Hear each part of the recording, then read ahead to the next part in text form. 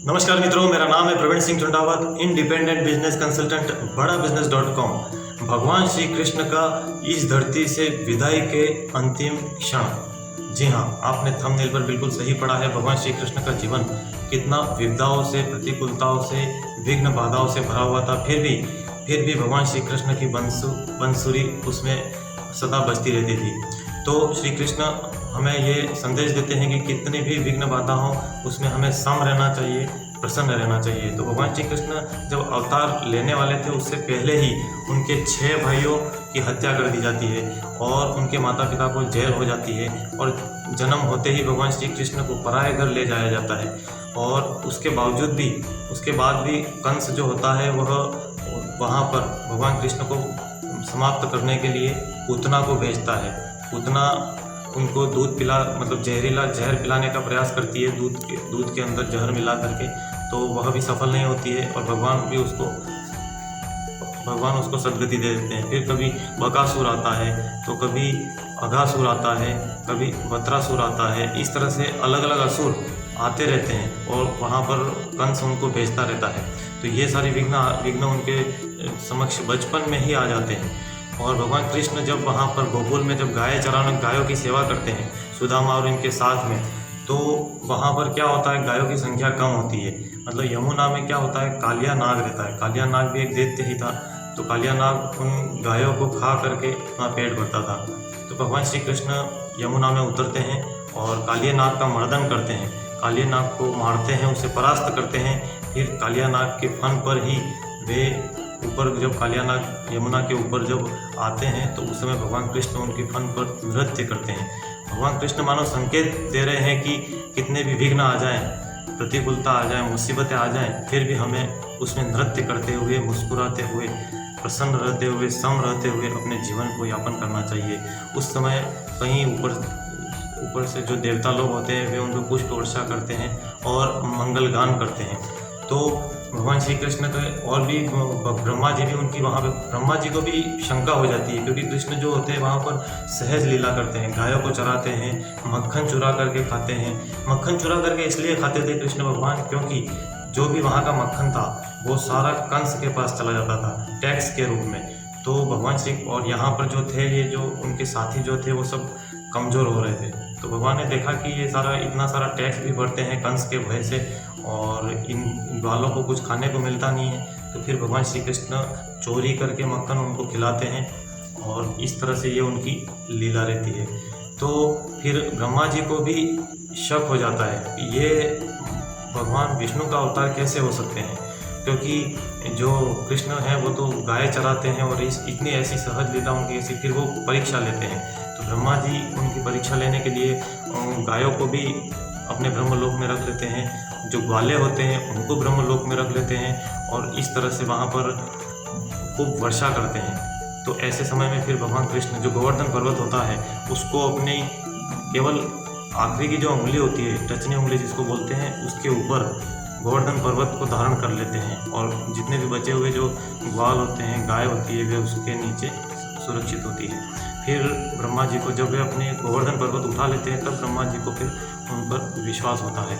तो इस तरह से कुछ न कुछ विघ्न बाधाएं उनके ऊपर आता ही रहता है। तो जो एक स्वर्ग के देवता थे, स्वर्ग के देवता को भी यह, जब स्वर्ग में भगवान कृष्ण की तारीफ होती है, उनकी प्रशंसा होती है, तो उस समय एक देवता को वहाँ भी शक होता है कि मैं तो नहीं मानता कि भगवान कृष्ण ये विष्णु का ही अवतार है। उस सब में कुछ न कुछ मतलब अच्छाइयाँ खोज लेते हैं, गुण खोज लेते हैं वहाँ पर।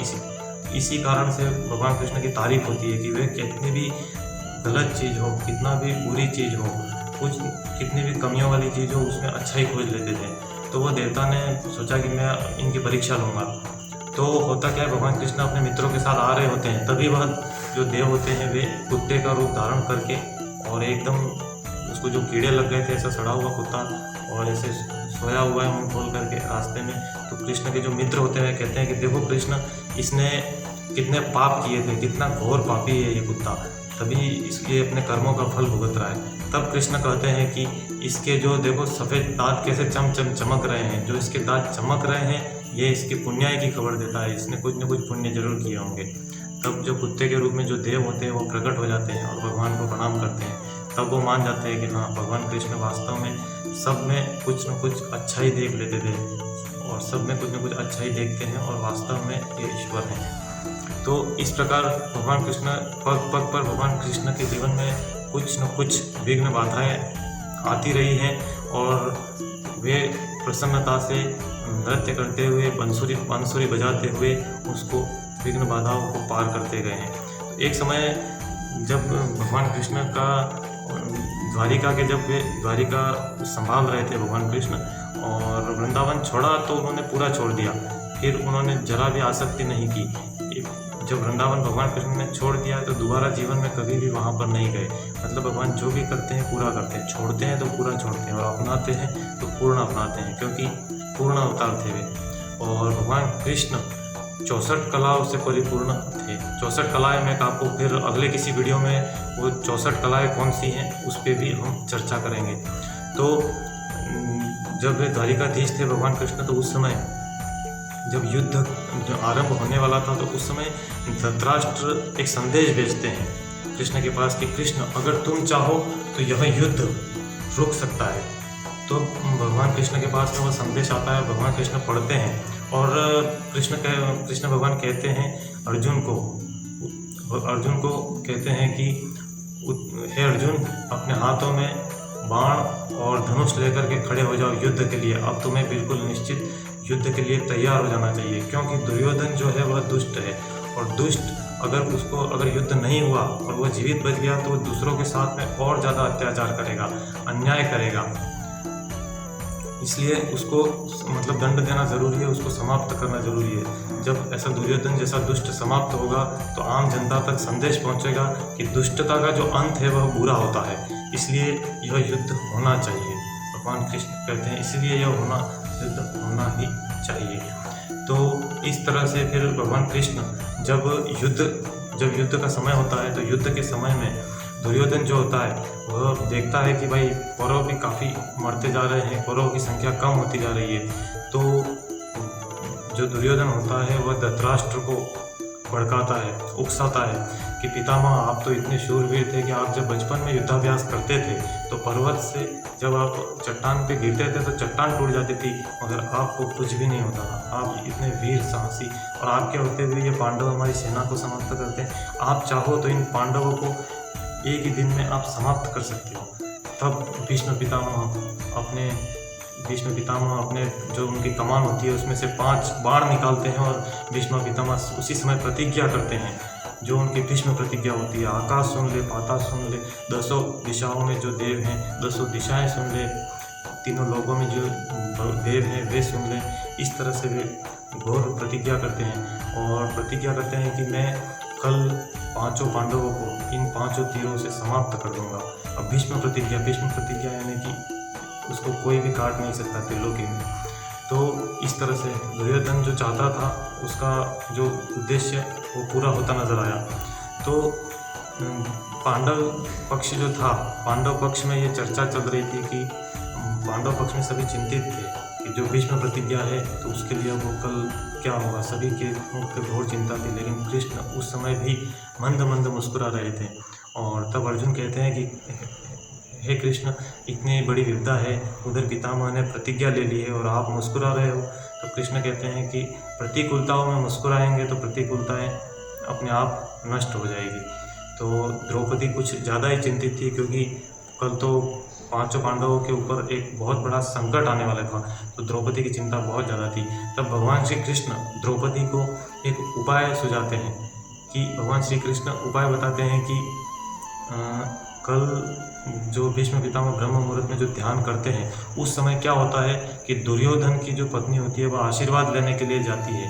तो वह जब आशीर्वाद लेने जाए उसके पहले ही तुम वहाँ चले जाना और उनको महसूस कराना कि मतलब तुम उनको प्रणाम कर रहे हो, उनको आभास हो जाना चाहिए।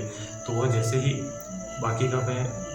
ही वो आशीर्वाद देंगे, तो जैसे ही भीष्म पितामह आशीर्वाद देंगे सौभाग्यवती भव, तो उस समय तुम पितामह से बोलना कि आपने ही तो प्रतिज्ञा की थी मेरे पतियों को जो है 5 पांडवों को समाप्त करने की, तो मैं तो आज विधवा हो जाऊंगी, तो आप आज कह रहे हैं सौभाग्यवती भव, तो आप फिर कैसे होगा ये सब। तो आप अपनी वो प्रतिज्ञा आपको तोड़नी पड़ेगी। इस तरह से तो ये प्लानिंग पूरी भगवान श्री कृष्ण ने द्रौपदी को समझा दी कि दूसरे दिन सुबह में जल्दी, सुबह ब्रह्म मुहूर्त में 4 जो होता है ब्रह्म मुहूर्त, सूर्योदय से 3 घंटे पहले का एक मुहूर्त, यानी कि लगभग 1.5 घंटा पहला। तो सूर्योदय से 2 मुहूर्त पहले ही द्रौपदी और कृष्ण जाते हैं भीष्म पितामह का जो शिविर होता है उस तरफ। तो द्रौपदी के चप्पलों की वहाँ पे क्या आवाज़ आती है, तब द्रौपदी, भगवान श्री कृष्ण कहते हैं कि तुम्हारे चप्पलों की आवाज़ से तो यहाँ काफ़ी डिस्टर्ब भी होगा और लोग जग जाएंगे, तो पता चल जाएगा पितामह को दूर से कोई चलता हुआ आ रहा है, तो ऐसा करो द्रौपदी ये चप्पल मुझे दे दो। तो द्रौपदी फिर ताकि फिर भगवान कृष्ण वो चप्पल ले करके अपना जो उनके पास में रहता है गमछा, उसके अंदर वो चप्पल रख लेते हैं। मतलब देखो आप कि भक्त के लिए भगवान कुछ भी करने को, कुछ भी सहने को तैयार रहते हैं। यह हमें इस प्रसंग से जानने को मिलता है। तो भगवान श्री वहाँ पर द्रौपदी उसी प्रकार जाती है, जब ध्यान करते हैं पितामह, तो वह दुर्योधन की पत्नी जो आती है उसके पहले ही पहुंच जाती है और प्रणाम करती है। तो भीष्म पितामह हाथ ऊपर करके सौभाग्यवती वो बोलते हैं। तब द्रौपदी कहती है कि पितामह आपने तो वो प्रतिज्ञा ली थी और आज आप सौभाग्यवती बोल रहे हैं, तो आपकी पुरानी जो प्रतिज्ञा है वह आप तोड़ दीजिए। तब पितामह कहते हैं कि तुम यहाँ कैसे आज अचानक, तो बताओ वो छलिया कहाँ पर है, वो कृष्ण कहाँ है, वही तुझे लाया है। फिर कृष्ण भगवान अपनी बंसुरी बजाते हुए कृष्ण भगवान वहाँ पर पधारते हैं और कृष्ण भगवान फिर भीष्म पितामह उनके सामने उनको प्रणाम करते हैं। कृष्ण भगवान भीष्म पितामह को प्रणाम करते हैं, दोनों एक दूसरे को प्रणाम करते हैं और पितामह पूछते हैं कि कृष्ण अब मेरी उस प्रतिज्ञा का क्या होगा जो मैंने कल ली थी पांडवों को समाप्त करने की, और मेरी इस प्रतिज्ञा का क्या होगा जो मैंने इसको द्रौपदी को सौभाग्यवती बोल दिया है। अब मेरे दोनों तरफ से मैं परास्त हो जाऊंगा, अगर उनको मारूंगा तब भी मेरी प्रतिज्ञा टूटेगी, नहीं मारूंगा तब भी मेरी प्रतिज्ञा टूटेगी। तो भगवान श्री कृष्ण कहते हैं कि तुमने प्रतिज्ञा ली थी कि अगर कृष्ण अपने हाथ में हथियार ना उठाएं तो मैं पांडवों को मार दूंगा, तो तुम्हारी प्रतिज्ञा की रक्षा करने के लिए मैं अपनी प्रतिज्ञा तोड़ दूंगा, मैं अपने हाथों में हथियार उठा लूँगा। कैसे भगवान श्री कृष्ण अपने भक्तों की कैसे लाज रखते हैं, कैसे उदार हैं। भगवान श्री कृष्ण ने भीष्म पितामह की प्रतिज्ञा को रखने के लिए, उनकी प्रतिज्ञा का पालन करने के लिए, उनकी प्रतिज्ञा टूटे नहीं, इसलिए भगवान कृष्ण ने अपनी प्रतिज्ञा को तोड़ दिया। और दूसरे दिन जब युद्ध स्थल होता है वहाँ पर भगवान श्री कृष्ण रथ का पहिया उठा लेते हैं, तो भीष्म पितामह फिर पांडवों को छोड़ देते हैं। तो इस तरह से भगवान कृष्ण के जीवन से हमें बहुत कुछ न कुछ ऐसी सीख मिलती है जो हम अपने जीवन में अपना करके हम अपने जीवन को सुव्यवस्थित धन्य कर सकते हैं। तो भगवान श्री कृष्ण जब एक प्रसंग आता है द्रौपदी का, जब वहाँ चीरहरण होता है, चीरहरण का जो प्रसंग होता है उस समय द्रौपदी जैसे ही वो दुर्योधन आदेश देता है दुशासन को कि इसकी साड़ी खींचने का, तो दुशासन जब साड़ियाँ खींचता है तो खींचते वो थक जाता है। द्रौपदी उस समय जैसे ही वो साड़ी खींचने लगता है, द्रौपदी भगवान कृष्ण को प्रार्थना करती है कि हे द्वारिकाधीश। तुरंत भगवान कृष्ण साड़ियों के अवतार में वहाँ पर प्रकट हो जाते हैं, साड़ी का रूप लेकर के साड़ी के अवतार में। तो दुशासन खींचते कई हजार हाथियों का बल रखने वाला दुशासन होता है, तो वह भी साड़ियाँ खींचते थक जाता है, लेकिन आखिर में वह थक करके बोलता है कि ये साड़ी है या नारी है, साड़ी है कि नारी है, क्या है ये। तो इस तरह से भगवान कृष्ण द्रौपदी की वहाँ पर भी रक्षा करते हैं। द्रौपदी भगवान कृष्ण की अनन्य भक्त थी और अर्जुन वह भी भगवान कृष्ण के अनन्य भक्त थे। तो महाभारत शुरू होने के पहले का भी एक प्रसंग है कि अर्जुन जाते हैं भगवान कृष्ण के पास में द्वारिका में। तो भगवान कृष्ण अर्जुन जाते हैं कि उनको मतलब जो युद्ध होगा तो उसमें कृष्ण को अपनी तरफ रखने के लिए प्रार्थना करने के लिए जाते हैं। तो भगवान कृष्ण सो रहे होते हैं, तो अर्जुन उनके चरणों की तरफ नीचे बैठ जाते हैं। और उसके बाद दुर्योधन भी आता है। दुर्योधन भी यही प्रार्थना करने के लिए आता है कि हे कृष्ण आप अपनी सेना सहित मेरे साथ युद्ध करो, ऐसी प्रार्थना के लिए, ऐसी उनके साथ में रिक्वेस्ट के लिए, प्रार्थना के लिए वह भी आता है। तो दुर्योधन आता है, वह भी देखता है कि कृष्ण आराम कर रहे हैं, तो वह उनके सिर के पास में बैठता है। फिर जब कृष्ण भगवान जो आराम पूरा होने के बाद में जैसे ही अपने नेत्र खोलते हैं तो सामने ही अर्जुन दिखता है उनको, जो कि उनके चरण कमल के पास में बैठा हुआ था। तो भगवान कृष्ण फिर भी दुर्योधन को कहते हैं कि मैं युद्ध में जिसके मेरी एक शर्त है कि मैं जिसके साथ रहूँगा उसके साथ मेरी जो अक्षौहिणी सेना 18 अक्षौहिणी सेना है वह नहीं रहेगी, और जहाँ 18 अक्षौहिणी सेना रहेगी वहाँ मैं नहीं रहूँगा। तब दुर्योधन कहता है कि मुझे तो आपकी सेना ही चाहिए, बस आपकी सेना मिल जाए, आप तो बस अर्जुन तो आपका भक्त है ही, आप भले उनके साथ में रहो। तो भगवान कृष्ण उनको तथास्तु कहते हैं, और अर्जुन की तो यही इच्छा थी कि भगवान कृष्ण उनके साथ में रहें। तो तब फिर भगवान कृष्ण अर्जुन के साथ में रहते हैं, और दुर्योधन को भगवान कृष्ण अपनी सेना दे देते हैं। दुर्योधन जब ये प्रसंग मामा शकुनी को बताता है तब मामा शकुनी उस पर काफ़ी क्रोध भी करते हैं, और कहते हैं, मामा शकुनी नाराज़ होते हैं और बोलते हैं कि कृष्ण बहुत शक्तिशाली हैं और कृष्ण बहुत मायावी शक्ति, वो तो मायावी शक्ति बोलते थे लेकिन कृष्ण के पास बहुत योग शक्ति थी उस समय। तो ये मामा शकुनी इससे प्रसन्न नहीं होते हैं, क्योंकि वह कृष्ण की शक्तियों को जानते थे इसलिए। फिर आगे का एक और भगवान कृष्ण का प्रसंग है, जब पांडव लोग जीत जाते हैं यह युद्ध, पांडव जीतते हैं, युधिष्ठिर राजा बनते हैं। उस समय भगवान कृष्ण द्वारिका से हस्तिनापुर में उनके अतिथि बनते हैं, अतिथि के लिए उनको अर्जुन ले आते हैं वहाँ से। तो भगवान कृष्ण वहाँ पर अतिथि बनकर रहते हैं। तो थोड़ा समय करके भगवान कृष्ण वहाँ पर लगभग 6 महीना वहाँ पर रह जाते हैं हस्तिनापुर में। कभी जाने का कुछ विचार बनता है तो फिर कहते हैं भगवान कृष्ण और रुक जाइए। कभी माता कुंती प्रार्थना करती हैं, तो कभी युधिष्ठिर जी प्रार्थना करते हैं, कभी भीम उनको रोक लेते हैं। ऐसा करते करते भगवान कृष्ण 6 महीने तक हस्तिनापुर में ही रुके रहे थे उनके अतिथि बन करके। फिर एक समय आया 6 महीने के बाद में कि तय हुआ कि भाई अब भगवान कृष्ण द्वारिका जाएंगे। तो उस समय जो कुंती महारानी जी थी, जो पांडवों की माता जी, वह उस समय उनकी आंखों में आंसू थे, उनको बहुत दुख था, तो उनको विरह का दुख था। भगवान कृष्ण जो उनसे विदाई ले रहे थे तो उसका उनको दुख था, तो वे आंसू बहा रही थी। तो भगवान कृष्ण उनको बुआ जी कहते थे। वे कहते हैं कि आप ऐसे में आंसू क्यों बहा रहे हो, क्या प्रार्थना कर रहे हो, आप क्या चाहते हो। तो कुंती महारानी जी कहती है कि हे कृष्ण, हमें दुख दो, हमें विघ्न दो, हमारे जीवन में कष्ट आते रहें, दुख आते रहें, मुसीबत आती रहे, ऐसा हमको वरदान दो। तो भगवान कृष्ण कहते हैं तुम यह क्या मांग रही हो, पूरी दुनिया तो मांगती है कि हमको सुख दो और तुम मांगती हो हमको दुख दो, ऐसा क्यों। तो कुंती महारानी जी का ये जो वचन है, जो महाभारत में ये प्रसंग आता है महाभारत के अंदर, तो ये बहुत ही महत्वपूर्ण प्रसंग है। इसको आप थोड़ा ध्यान से सुनिए कि कुंती महारानी जी उस समय कहते हैं कि हे कृष्ण, जब दुख मुसीबत आती है तब हमें आपकी याद आती है, उस समय हम आपको याद करते हैं, और जब सुख रहती है, अनुकूलता रहती है, तो हम आपको भूल जाते हैं, उस समय याद नहीं करते हैं। इसलिए कृष्ण, मैं चाहती हूँ कि आप हमको दुख दो, ताकि आप हमको बार बार याद आते रहो।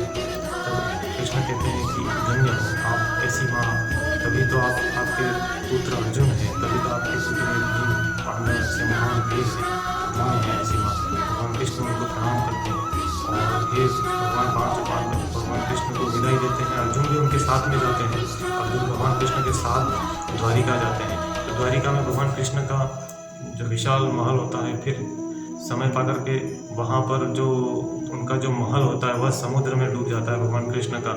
और जो उनके पुत्र होते हैं यदुवंशी होते हैं, उनके अंदर आपस में ही संघर्ष होता है, और वो आपस में ही कट के मर जाते हैं। ऐसा भी शास्त्रों में आता है कि वो भगवान कृष्ण के पुत्र थे, तो उनको बहुत शक्तिशाली थे, तो उनको त्रिलोकी में किसी की भी शक्ति नहीं थी उनको परास्त करने की। इसलिए ऐसी नियति थी, ऐसा प्रारब्ध था कि वे आपस में ही कट करके मर जाएंगे। तो ऐसा ही हुआ, वे आपस में ही उनके बीच में संघर्ष होता है, झगड़ा होता है, और आपस में ही कट करके वे समाप्त हो जाते हैं। और भगवान कृष्ण फिर जंगल में अपनी वही मधुर बंसुरी बजा रहे होते हैं। तो उस समय भगवान कृष्ण घुटनों पर अपना पैर रख करके और इस तरह से अपने ब्रह्मानंद में खोए हुए थे, अपनी बंसी बजाते हुए। तो उस समय एक शिकारी ने, जंगल था, शिकारी ने देखा कि मतलब उन शिकारी को लगा कि वह कोई हिरन समझ गया वह।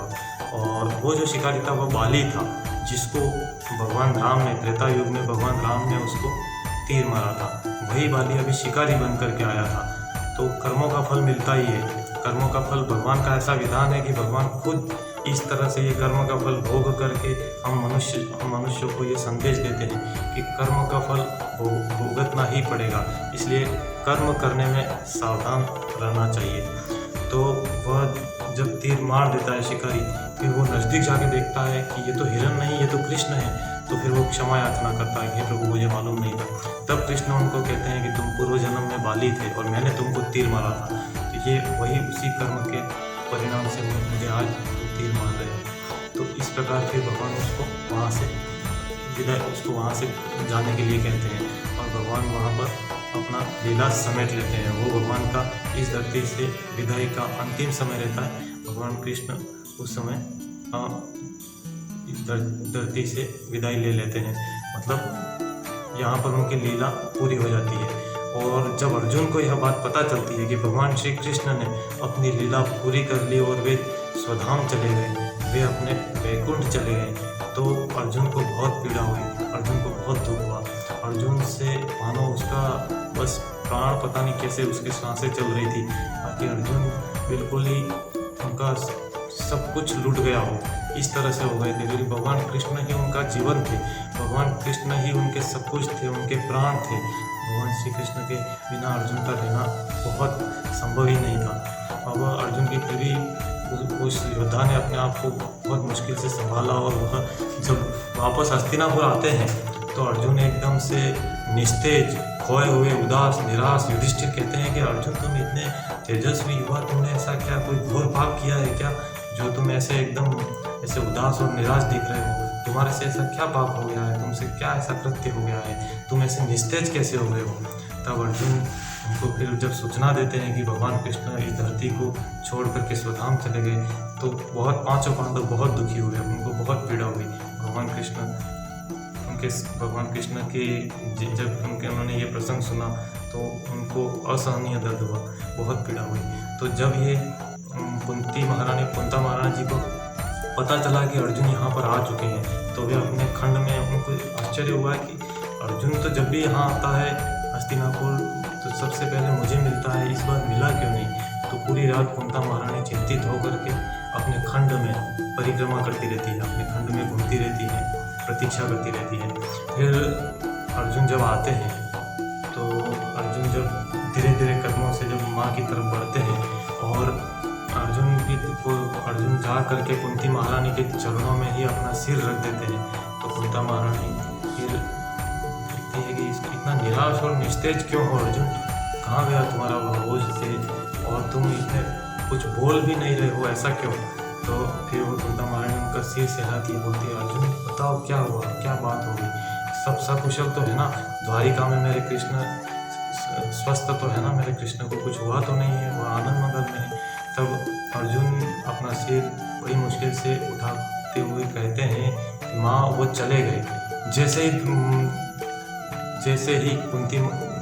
कुंता महारानी ने सुना कि कृष्ण चले गए हैं तो तुरंत ही वो नीचे गिर गए और उनके प्राण निकल गए और अर्जुन दूसरी तरफ गिर गए, कुंता महारानी एक तरफ गिर गई। कुंता महारानी के उसी समय प्राण छूट जाते हैं, तो पांडवों की पीड़ा और दुगनी हो जाती है। एक तो कृष्ण भगवान जो स्वधाम गए थे उसकी पीड़ा के घाव अभी भरे भी नहीं थे, और यहाँ पर कुंता महारानी जी ने जो अपना शरीर छोड़ा उसके कारण पांचों पांडवों को बहुत असहनीय पीड़ा होती है, बहुत दर्द होता है। तो इतने दुखद अवस्था में फिर युधिष्ठिर, जो धर्मात्मा युधिष्ठिर हैं, वे निश्चय करते हैं, वे संकल्प करते हैं कि अब हमें जो हमारा परीक्षित है, परीक्षित का राज्य तिलक कर देंगे, और भीम को आदेश देते हैं कि परीक्षित के राज्य तिलक का और माँ के अंत्येष्टि की व्यवस्था करो। फिर उनके अंत्येष्टि की व्यवस्था होती है, कुंता महारानी जी की अंत्येष्टि होती है। उसके बाद में परीक्षित को वहाँ का राजा घोषित किया जाता है, उनको राज्याभिषेक किया जाता है। उसके बाद पांचों पांडव, फिर जो युधिष्ठिर है, वे निर्णय करते हैं कि अब हमें हिमालय में जा करके अपने अब क्या जीना, जो जीवन तो था वो भगवान कृष्ण जो थे, हमारी माँ धन्य है जो भगवान कृष्ण की पीड़ा विरह को सह न पाए और वह उनके पास चली गई, और हम लोग अभी तक जिंदा हैं, धिक्कार है हमारे जीवन को। ऐसा वैराग्य था ये युधिष्ठिर के अंदर, इतना वैराग्यवान वे धर्मात्मा थे, इतने पुण्यात्मा थे। तो वे संकल्प करते हैं कि अब हम हिमालय में जाएंगे, वहाँ पर ही हम अपना शरीर छोड़ देंगे और ये ईश्वर में तल्लीन हो जाएंगे। तो फिर वे पांचों पांडव निकलते हैं, उनके साथ द्रौपदी भी जाती है। तो वे वहाँ पर परीक्षित का राज्याभिषेक करके हिमालय की ओर चल पड़ते हैं, हस्तिनापुर से हिमालय की तरफ। उस समय पैदल चलने, हिमालय में पैदल की यात्रा होती थी और आज की तरह ऐसा सब सुविधाएं ऐसी नहीं थी। तो वे पैदल चलते जाते हैं पांचों पांडव, बद्रीनाथ जाते हैं। बद्रीनाथ से फिर और ऊपर चलते जाते हैं, फिर स्वर्गारोहण आता है बद्रीनाथ से और आगे बर्फीला जो ग्लेशियर वाला पूरा एरिया है। आज भी स्वर्गारोहण में लोग दर्शन के लिए वहाँ पर जाते हैं। उस समय तो वहाँ पर बहुत ही ज़्यादा वो था, वहाँ पर उस समय का जो माहौल था वहाँ पर तो काफ़ी ज़्यादा बर्फ़ और भयानक वातावरण था, बर्फीला और इस तरह से। तो ऐसा खतरनाक माहौल में वो लोग चलते जाते हैं तो ऊपर स्वर्गारोहण की तरफ आगे बढ़ते जाते हैं युधिष्ठिर। और जैसे ही आगे बढ़ते जाते हैं तो पीछे पांडव लोग जो एक एक करके वो गिरते जाते हैं, उसमें फिसलते जाते हैं बर्फ में और अपना शरीर छोड़ते जाते हैं। द्रौपदी फिसलती है, सहदेव, नकुल, अर्जुन, फिर भीम जो होते हैं वे आवाज़ मारते हैं युधिष्ठिर को कि भैया रुको, लेकिन युधिष्ठिर पीछे नहीं देखते हैं। उनको ऐसा वैराग्य होता है, इसलिए वे पीछे नहीं देखते। युधिष्ठिर चलते जाते हैं। युधिष्ठिर कहते हैं कि कौन किसके साथ रहता है दुनिया में। तो युधिष्ठिर ऐसा बोल करके आगे चलते जाते हैं स्वर्गारोहण की तरफ, अपने कदम बढ़ाते जाते हैं। पीछे सब लोग फिसल करके बर्फ के अंदर खाइयों में चले जाते हैं और अपना शरीर छोड़ देते हैं। तो होता क्या, ये जब वहाँ आते हैं तो इनके साथ में एक कुत्ता लग जाता है।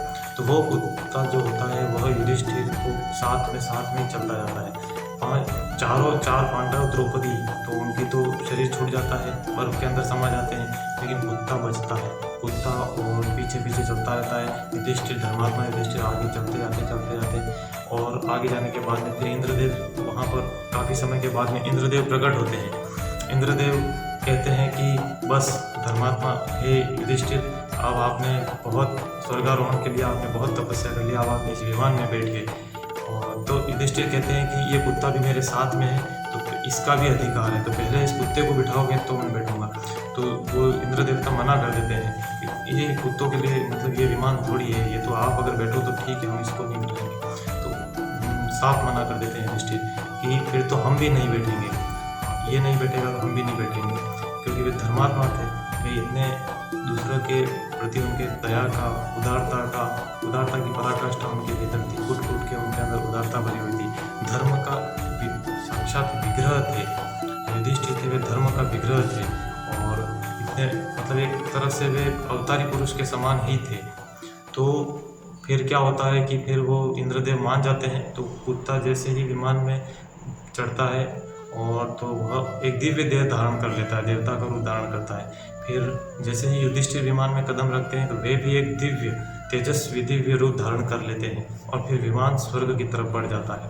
तो इस तरह से ये पांडवों की और भगवान कृष्ण की स्वधाम गमन की आपने कथा सुनी और इसी तरह से कथा हम आगे भी आपको लिए लाते रहेंगे। और आपको खास ध्यान रखना है कि आपको और भी कोई क्रांतिकारी का अगर वीडियो देखना है या फिर इस तरह की कोई और भी आपको वीडियो देखने, तो आप नीचे कमेंट बॉक्स में कमेंट ज़रूर करें। और कि PS चुंडावत जो चैनल है इसको सब्सक्राइब करें, इस चैनल को सब्सक्राइब करें, इस वीडियो को लाइक करें और शेयर ज़रूर करें। तो इसी के साथ हम आज का यह वीडियो समाप्त करते हैं। मिलते हैं नेक्स्ट वीडियो में, तब तक के लिए